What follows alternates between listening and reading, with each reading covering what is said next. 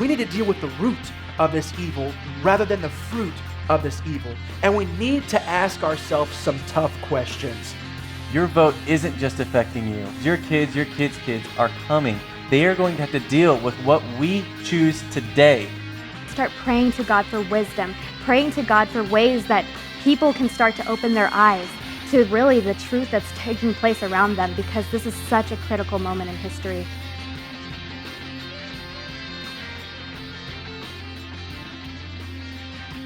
Hello, everybody, and welcome to today's special episode of Revelation in the News. I'm your host, Zach Drew. And I'm your host, Sasha Voles. Today we have a very special guest with us. It's Michael Snyder, who's best known for his work on the famous The Economic Collapse blog. He also recently wrote a book that I really highly recommend. It changed my life with what I actually previously thought for a number of years about the rapture. Check it out. It's called The Rapture Verdict. He's a graduate of the University of Florida Law School, and he even worked as an attorney in the heart of Washington, D.C. for a number of years. And now he actually hosts a brand new show called The Watch on the PTL television network. Michael, it's so great to have you with us here today. Thank you. And we're going to go right for it. You're really concerned. You've been writing recently and about the elections. And you're really, really concerned because, we've been talking about, it seems like such important news of things that have taken place in America or in the world. If it happened over 6 months ago, it's like so many of the American population forgets about it. Well, we have forgotten about something that took place a few years ago around last election time that has you very concerned. Can you talk about that? Absolutely, Zach. I'm very concerned about this election coming up, and we've forgotten what happened last time around, where we had a close election between Barack Obama and Mitt Romney. And, when the election was approaching, the polls were very close. As they've tightened up between Trump and Clinton now. And at the time, everyone was pointing to Ohio. In fact, if you remember election night, the analysts were circling Ohio on the television screen saying, it's all going to come down to Ohio. That's the key state. If Romney wants to win, he's got to take Ohio.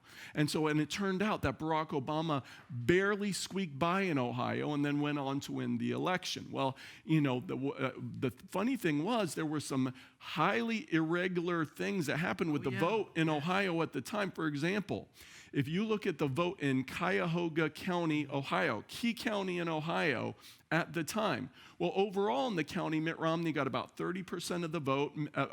Many precincts he actually won.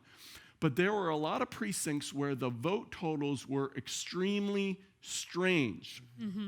And I actually went to the Cuyahoga County website. You can go there today because the vote totals are still up. Yes. 4 years later, the vote totals are still up. But it turns out, and you can look and you can verify this for yourself, but in Cuyahoga County, Ohio, key to the election, there were 16 precincts where Mitt Romney did not receive a single vote. The vote totals were like 597 for Barack Obama, Mitt Romney 0. But that's not all. There were more than 100 precincts where Barack Obama got more than 99% of the vote. Now, statistically, this is virtually impossible. If you just took random chance, you flipped a coin and you try to get this kind of result, mathematically, the odds are so low, they're not even worth mentioning. But in more than 100 precincts in just that one county, Cuyahoga County, Ohio, Barack Obama got more than 99% of the vote. And now at the same time, on election day last time around, just regular voters were reporting that they were having a real time having their votes for Mitt Romney recorded. Yes, for example, right. I want to read part of this quote from Fox News, where this voter named Joan Stevens, this is what she told Fox News, quote, I went to vote and I got right in the middle of Romney's name, Stevens told Fox News, saying that she was certain to put her finger directly on her choice for the White House. She said that the first time she pushed Romney, the machine marked Obama. So she pushed Romney again. Obama came up again. Then it happened a third time. And she said, maybe you make a mistake once, but not 3 times. Right. And so she reported this, and overall there were 70,000 reports that were reported in of voting problems, voting irregularities, particularly in these swing states, Zach. And so there was, all these problems in Ohio, and yet they barely made a blip in the mainstream news, and we all forgot about it, and we went on and we said, oh, Obama won the election, but it just wasn't in Ohio. In Pennsylvania, another swing state, Pennsylvania, in Philadelphia, there were 59 voting divisions, 59 voting divisions just in the city of Philadelphia where Mitt Romney did not receive a single vote, not one vote. In 59 different voting divisions. Wow. And I have the total here. When you total up those 59 voting divisions, the grand total was Barack Obama, 19,605 votes. Mitt Romney, 0 votes in those voting divisions in Philadelphia. Wow. So you don't believe that this whole being able to jack into or hijack the election process really is that much of a conspiracy. You believe it as a fact. Yeah, I believe that voting fraud was rampant in the last election. For example, you just take a look at what was being reported. Did you know that in the last election, Barack Obama did not win a single state where a photo ID was required to vote? In the states where a photo ID was required to vote, Barack Obama did not win a single state. But but of course, Democrats have been fighting against those kind of laws. And you had problems in another swing state, in Virginia. This is what a poll watcher, someone who was there all day watching what was happening, observing, reporting what was happening. This is what the kinds of things she told WMAL, big news station in the Washington, D.C. area. This is what she reported that she witnessed. She saw that voters for Obama were being bussed into polling locations. She said that many of them could not speak English at all, couldn't even speak English. Wow. She said that, when they came in, they couldn't even identify the correct address on their identification card. So it's like they didn't even know their address. And then, but the most alarming of all, she said that she watched as many people were coming in to the same polling station voting several times throughout the day, of course, for Obama. But this is the kind of thing that she observed and she reported to WMAL, but was conveniently kind of forgotten afterwards. So basically the very things that the Republicans are fearful for, the vote, fraudulent voting with, even voter ID situation and just this type of things, it's true. Yeah. They actually have reason to believe it, but yet the left, they make it sound like, they're not issues to really, be concerned about. Yeah, another big thing to be concerned about along these lines is the voting machines. I just watched a video on Facebook, and it's been viewed about 2 million times, but some election workers, they said, okay, we want to test this thing. Can our voting machines be hacked? And so they brought in a computer expert, and the only thing he had access to was a memory card. And so they went to their wall of voting machines, took one completely at random, and they pulled it out, and then the voting card was brought in. And so they inserted the voting card, the memory card into the machine. And when that happens and they turn it on, it boots up, and it prints out a report. Are there any votes in the machine already? And so they started it up, and the memory card, did its thing, and it said no votes in the machine, no votes. And so they asked one question: do you think that this voting machine can be hacked? And 2 of them said yes, 6 of them said no. The votes were fed into the machine. You watched on the video. And so it was 2 versus 6. 2 yes, 6 no. And so then they went to get the results, and the results came back 7 yes, 1 no. And so, but the only thing that had been touched was the memory card. But it just showed, and afterwards they were all upset because these were, the guy in charge said, I would have certified this election as being true, because he wouldn't have known any better. But our machines, our elections, they can be hacked. And it's been documented many times. So, yeah, I'm very concerned about the integrity of our elections, Zach. It kind of reminds me of the story of, Elijah and the prophets of Baal. There's over 400 of them. And basically Elijah, he made it more and more and more difficult to let God work, if you will. You know, he put more water on the altar and more water and just gallons and gallons and gallons of water and then said, you know, God, I'm expecting you to, you know, burn this thing up with fire. And he made it nearly impossible, right? In our natural thinking, he made it nearly impossible to show that God was in it. You know, he made it extremely difficult. And it's kind of like that with Donald Trump. You know, all the odds are against him. And there's just more and more and more water on this altar. This, you know, being able to hijack the system. It's another gallon of water.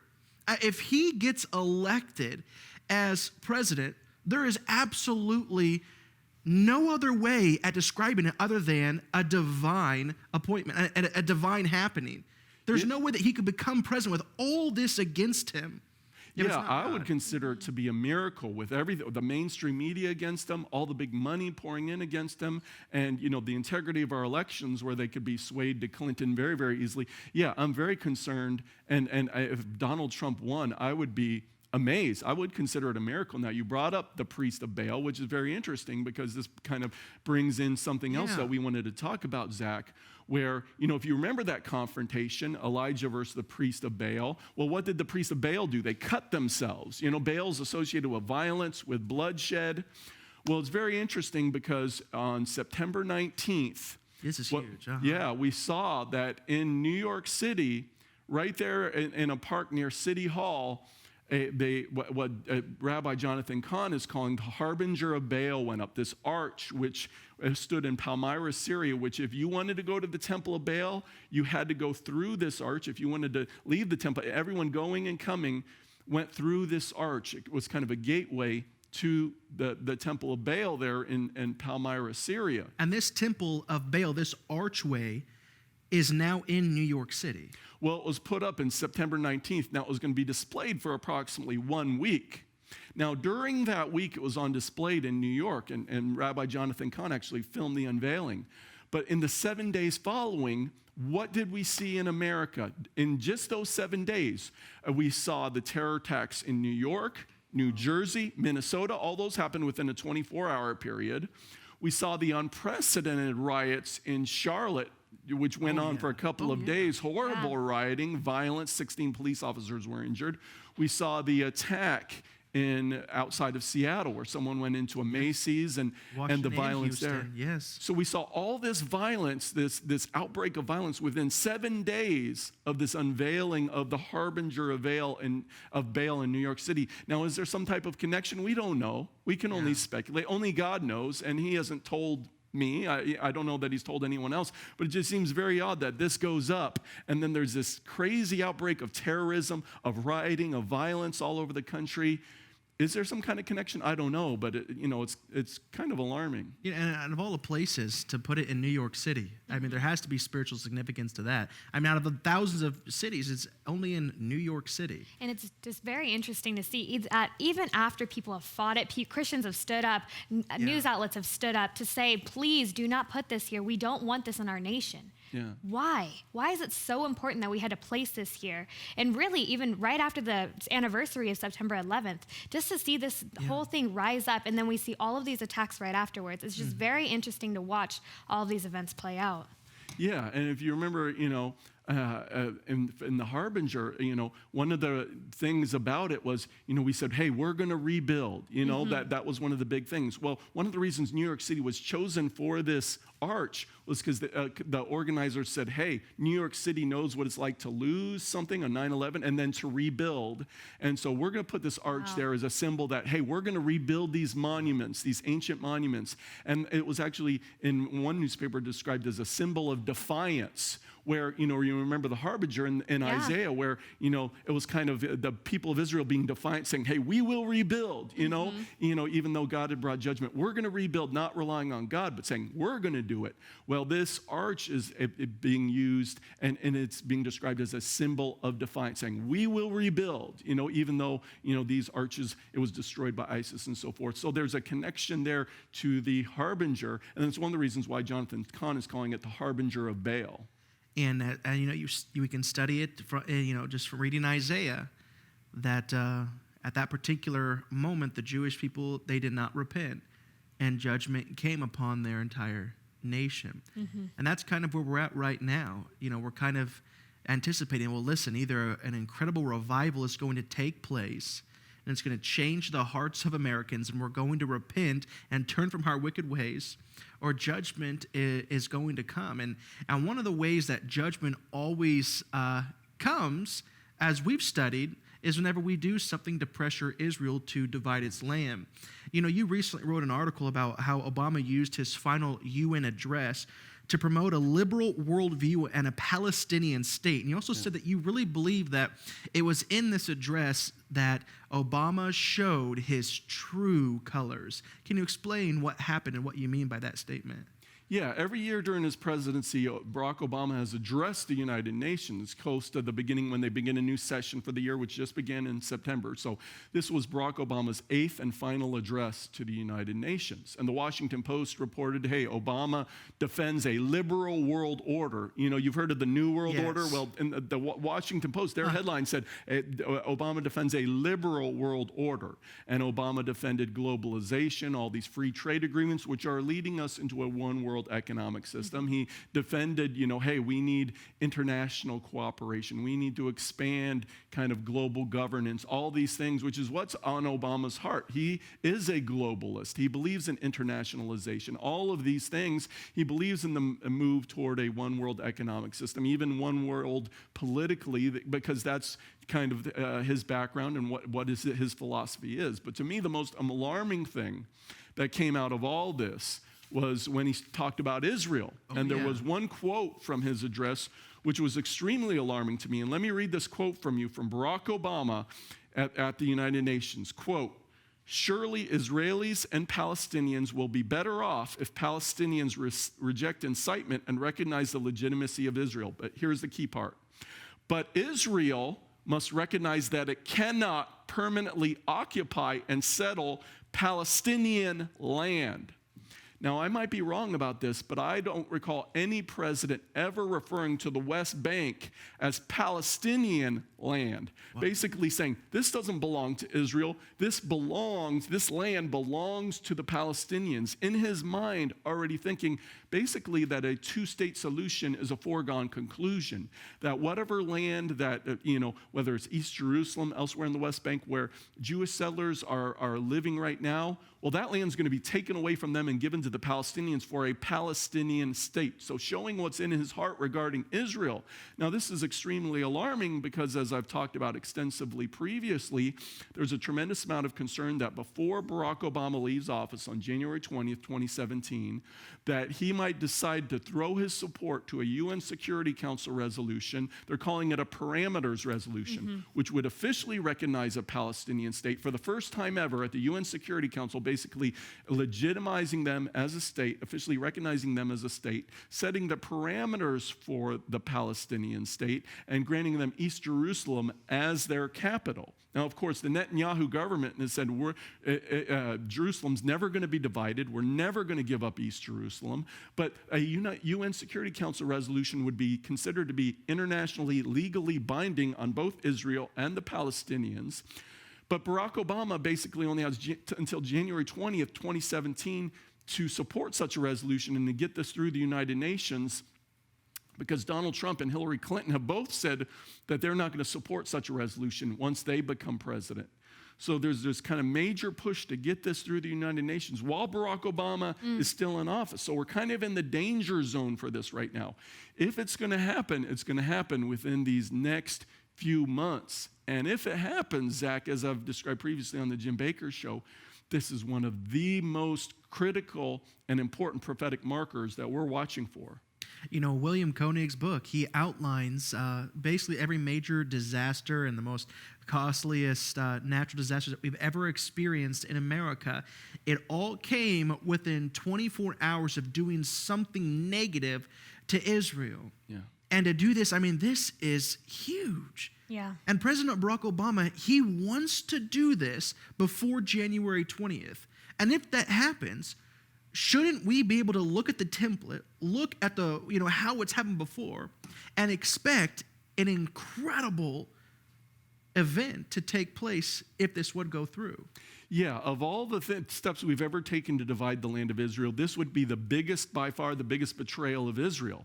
Now, we don't know if it's going to happen before January 20th, and if we get to January 20th, we can probably breathe easier, because probably Clinton and Trump, neither one of them is going to move forward on this. So we've got these few months we're watching. Now, earlier this year in the Los Angeles Times, Barack Obama said, I don't know what we're going to do, but for the first time we're saying it's on the table. So the Obama administration said that it's on the table. We don't know if we're going to do it, but it's on the table.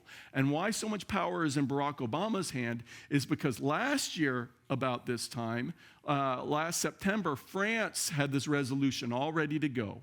And the rest of the UN Security Council was ready to support it, which would have divided the land of Israel, established the parameters for a Palestinian state. And it was, and the only thing standing in the way was the U.S. veto power, because the United States government has veto power on the UN Security Council. And so Barack Obama, if he would have supported it, it would have gone through. It would have been done last year. But Barack Obama said, hey, we're not going to do it. Not yet, anyway. He was hoping maybe some negotiations could take place. He wanted to say maybe we can get the Israelis and Palestinians together. Let's try to do it that way. So at that time, and I've talked about how it was kind of like a pause button was pressed. But now this year he's saying, okay, it's on the table. We don't know what we're going to do. And now Barack Obama's got a decision to make, because there's a tremendous amount of international pressure on him right now, because the rest of the UN Security Council resolution, once again, is ready to move forward. 136 nations have already recognized a Palestinian state. And so, and the rest of the world knows, hey, if Clinton or Trump gets in, this is probably not going to happen for a while. So we got to get it right now. So ultimately, the decision is in the hands of Barack Obama, whether this is going to happen or not by January 20th, 2017, his last day in office. Wow. Now, as you're saying his last day in office, do you think this is the last we are going to hear of President Barack Obama? Or do you think that, especially with his ties to the United Nations, what do you see his next plan? Or his next step in the plan is? Well, I tend to agree with Zach and others that have said, hey, I don't think we've heard the last of Barack Obama. I think he wants to squeeze as much as he can out of the remaining part of his presidency, as he said. But even beyond that, I think he has more plans. I think he wants to continue to work for change, as he refers to it. And, I think he wants to continue to be involved in world affairs, whether that's at the United Nations or elsewhere. Or, we'll see how that plays out. But I don't think we've heard the last of Barack Obama, that's for sure, Sasha. Yeah.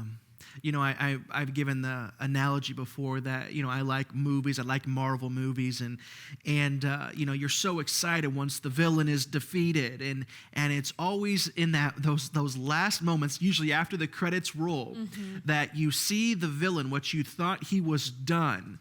You see his chest start to move again, or you think he's gone, and his eyes, wake up, and all of a sudden that there's going to be a sequel, there's going to be a part 2 to that movie. And a lot of people think that, well, once Obama's out of the White House, the villain is gone. He's done. We don't have to worry about him again. But once the credits are done rolling, like I said, I think that he's coming back, and we have not heard the last from President Barack Obama. You mentioned France. Yeah. I don't get it. I don't understand why are they so against Israel and so pro Palestine? I mean, we think that our current administration is pro-Palestine. I mean, the French, they put us to shame with this. What is their dog in this fight?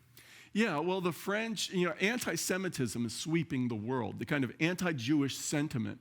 And over in Europe, the French in particular, they've got this obsession with peace in the Middle East. And all along, for decades, there's been this idea, well, if we can just get Israel to give up land, maybe go back to the 1967 borders, well, the Palestinians, the surrounding Arab nations, they'll be satisfied. We'll have peace in the Middle East. Yeah. Of course, that's not true at all. But the French have been, for whatever reason, have been really pushing. They're the ones that were pushing the UN Security Council resolution last year, and once again, they're pushing it this year. Now, but we've seen so many things happen to France. We've seen the horrible terror attack in Nice. Yeah. We saw the attack in the church. We've seen riots in Paris. But what was interesting, not too many months ago, they actually had a big conference on the Israeli-Palestinian thing, and France had organized it, and it was a push toward this resolution and so forth. But when they held that conference, they basically had some of the worst flooding at that time in French history. In fact, they had to pull artwork out of the Louvre at the time. I don't know if you remember that, but it was just horrible. They, at the time of this conference, which was, the whole goal was, we're moving toward the division of Israel, they were hit with historic flooding, unlike really anything that France had been seen in, decades and decades and decades. It's just another example of how when people try to divide the land of Israel, disaster strikes. And someday when the U.S. government has a hand in dividing the land of Israel, disaster is going to hit this nation on a scale like we've never seen before. Yeah, and they've been pressuring our administration to put this back on the table. And whenever God deals with Israel, he really does seem to still deal with it, an eye for an eye and a tooth for a tooth. Whatever you do to Israel, I'm going to do that exact same thing to you. And we talk about the judgment that will take place to America if this happens. And I believe that's something incredibly catastrophic, because like you said, if this goes through, we've never done quite that amount of damage to Israel. And we think Katrina was bad. I can't even imagine what's going to take place to America if this goes through. But I also can't imagine what's going to take place to France. And like I said, they're the ones that have been pushing America. And when they've already, just in France alone, since 2015, in the last year, they've experienced more Islamic terror attacks in the last year than they have experienced in the last 100 years. So I think that they're seeding their Katrinas right now, if you will. But I also don't think that I don't think it's looking good for France's future either. No, and as we're ending the show right now, I really just want to encourage everybody, especially as we're hearing 136 nations have already recognized this land as a Palestinian state. This isn't just, we're not in this decision to figure it out where, this may or may not happen. This is a very big tipping point. And right now, we have to pray for our current administration. We have to pray that the president makes a correct decision in this, because we're not just dealing with a piece of land. We're dealing with God's apple of his eye. We're dealing with God's people. And we've seen the repercussions of whenever we've tried to divide the land before. Yes. So I just ask you to start praying for our administration, praying for wisdom in this decision, because this is a very pivotal moment in history. Amen. Thank you, Sasha. Well, this has been a great show. Michael, is there any final thoughts, any final words that you just want to share with the people right now? Yeah.